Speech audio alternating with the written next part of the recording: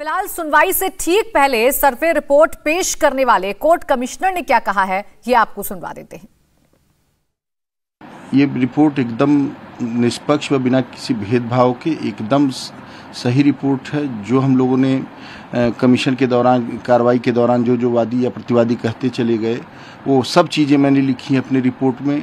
और ये कहीं से लीक का कोई प्रश्न ही नहीं उठता, चूँकि लीकेज तब माना जाता कि अगर रिपोर्ट दाखिल करने से पहले, रिपोर्ट जब तक फाइल नहीं होती वो कॉन्फिडेंशियल होती है, और रिपोर्ट फाइल हो जाने, सबमिट हो जाने के बाद कोर्ट में पब्लिक डोमेन में चली जाती है। वादी प्रतिवादी सभी लोग इसको देख सकते हैं। एज ए फाइल ट्रीट होगी, एज ए फाइल का एक पार्ट ट्रीट होगी, और उस पर माननीय न्यायालय जो आदेश पारित करेंगे वो सर्वमान्य है। माननीय सर्वोच्च न्यायालय ने ये जो सिविल जज सीनियर डिवीजन के मुकदमा ये चल रहा था, इसको ट्रांसफ़र करके जिला जज महोदय के यहाँ स्थानांतरित कर दिया है, ट्रांसफ़र कर दिया है। अब आज 23 तारीख, चूँकि सिविल जज द्वारा पूर्व में ही इसकी तारीख नियत थी, आज ये ट्रांसफ़र होकर फाइल जिला जज महोदय के यहाँ आएगी और जिला जज महोदय इस पर विचार करेंगे। जो भी एप्लीकेशंस पड़े हैं और जो भी चीज़ें करनी होगी वादी प्रतिवादी पक्ष को, उस पर सुनवाई करेंगे। जो भी न्यायालय आदेश करेंगे वो मान्य होगा।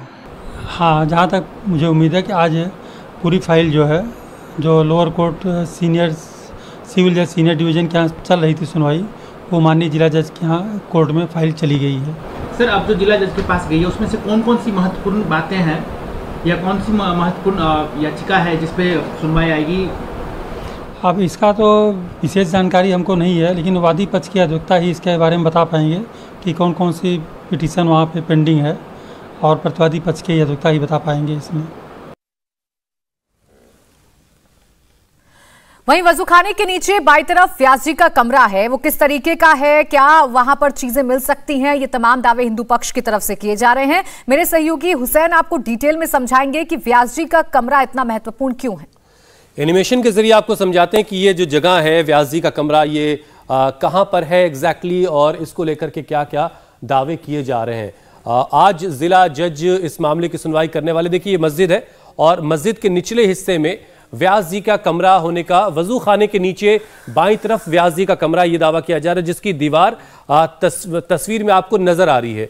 ये जो दीवार है, इस दीवार को बताया जा रहा है कि व्यास जी का कमरा है, और इसी दीवार को हटाने की भी मांग लगातार की जा रही है। तो वजू खाने के ठीक नीचे की जगह है, और उसके सामने का जो हिस्सा है वो, उसके सामने का हिस्सा वीडियो में दिख रहा है आपको, और यहां से जीना जो है ऊपर की तरफ जाता है, सीढ़ियां। यहां पर पूजा से जुड़े सामान रखे जाते हैं। व्यास जी का कमरा जिसका जिक्र बार बार किया जा रहा है, यहां पर पूजा से जुड़ा हुआ सामान, और नीचे बाईं तरफ ये व्यास जी का कमरा है। इसके ठीक जो सामने आप देख रहे हैं हिस्सा, जो यहां पर दीवार है, वो व्यास जी का वहां पर कमरा है। सर्वे की टीम यहां तक गई थी। प्राचीन मंदिर का जो नक्शा है उसको अगर देखें तो ये पूरब की दिशा में ज्ञान मंडप के सामने नजर आता है, सामने दिखाई देता है जो पुराना नक्शा है उसमें।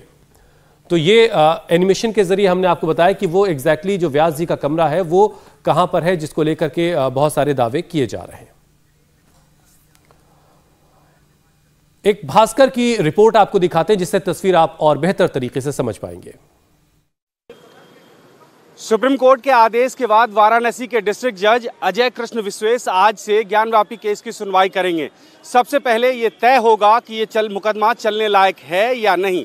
अगर ये मुकदमा मेंटेनेबल है तो फिर उसके बाद हिंदू पक्ष के द्वारा जो ये कहा जा रहा था कि तथाकथित शिवलिंग जो मिला है वजू खाने में, उसको एक दीवार से ढका गया है, उसको तोड़ने की अनुमति दी जाए, और साथ ही जो व्यास जी का कमरा है उसको एक दीवार से ढक दिया गया है। इन दोनों दीवारों को तोड़ने की जो मांग थी उस पर सुनवाई होगी, और ये तय होगा कि सर्वे में जो कुछ भी सामने आया है वो कितना कुछ निर्धारित करता है, और उसके बाद और क्या ज़रूरत होती है।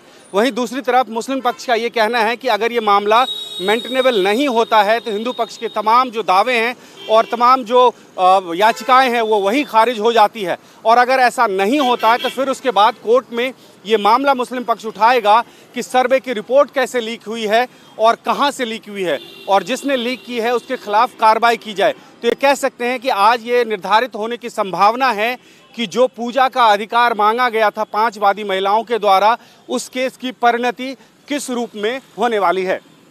कैमरामैन रोहित के साथ भास्कर मिश्रा, इंडिया टीवी, वाराणसी।